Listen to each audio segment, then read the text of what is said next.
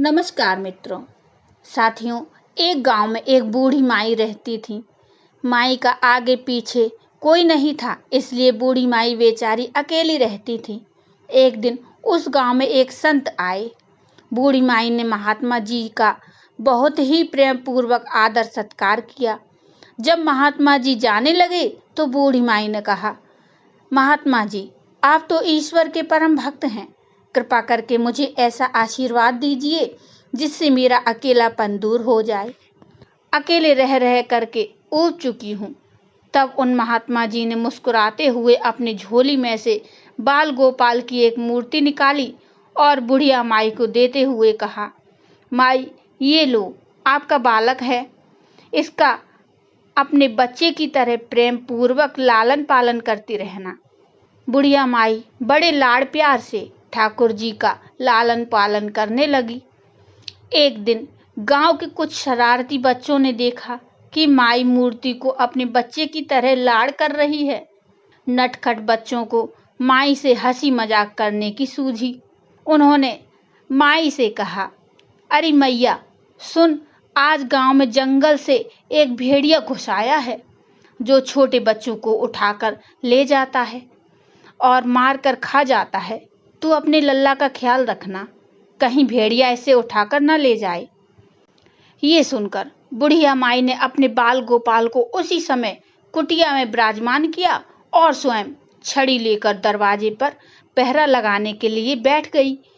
अपने लाल को भेड़िए से बचाने के लिए बुढ़िया माई भूखी प्यासी दरवाजे पर पहरा देती रही।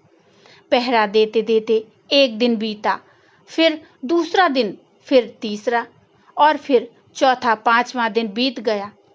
बुढ़िया माई 5 दिन और 5 रात लगातार बगैर पलक झपकाए भेड़िए से अपने बाल गोपाल की रक्षा के लिए पहरा देती रही। उस भोली भाली मैया का ये भाव देखकर ठाकुर जी का हृदय प्रेम से भर गया।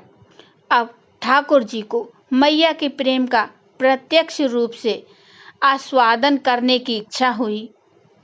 भगवान बहुत ही सुंदर रूप धारण करके वस्त्राभूषणों से सुसज्जित होकर माई के पास आए। ठाकुर जी के पांव की आहट पाकर माई डर गई कि कहीं दुष्ट भेड़िया तो नहीं आ गया मेरे लाल को उठाने। माई ने लाठी उठाई और भेड़िए को भगाने के लिए उठ खड़ी हुई। तब भगवान श्याम सुंदर ने कहा, हे मैया, मैं हूँ, मैं तेरा वही बालक हूँ। मैं तेरा वही लल्ला जिसकी तुम रक्षा कर रही हो। माई ने कहा, क्या? चल हट, तेरे जैसे बहुत देखे हैं। तेरे जैसी सैकड़ों अपने लल्ला पर न्यौछावर कर दूं। अब ऐसे मत कहियो, चल भाग जा यहाँ से। ठाकुर जी मैया के इस भाव और एक निष्ठता को देखकर बहुत ज्यादा प्रसन्न हो गए।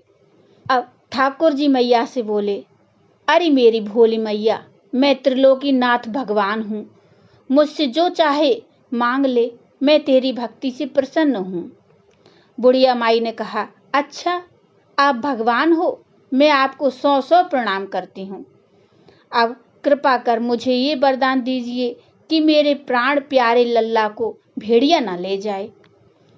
अब ठाकुर जी और ज्यादा प्रसन्न होते हुए बोले, तो चल मैया, मैं तेरे लाल को और तुझे अपने निज धाम लिए चलता हूँ। वहां भेड़िए का कोई भय नहीं है। इस तरह प्रभु बुढ़िया माई को अपने निज धाम ले गए। ऐसे ही मित्रों, भगवान को पाने का सबसे सरल मार्ग है भगवान को प्रेम करो, निष्काम प्रेम, जैसे बुढ़िया माई ने किया। मित्रों, हमें अपने अंदर बैठे ईश्वरीय अंश की काम, क्रोध, लोभ, मोह और अहंकार रूपी भेड़िए से रक्षा करनी है। एक ना एक दिन ईश्वर हमें दर्शन जरूर देते हैं, क्योंकि कृपा करना तो उनका स्वभाव है।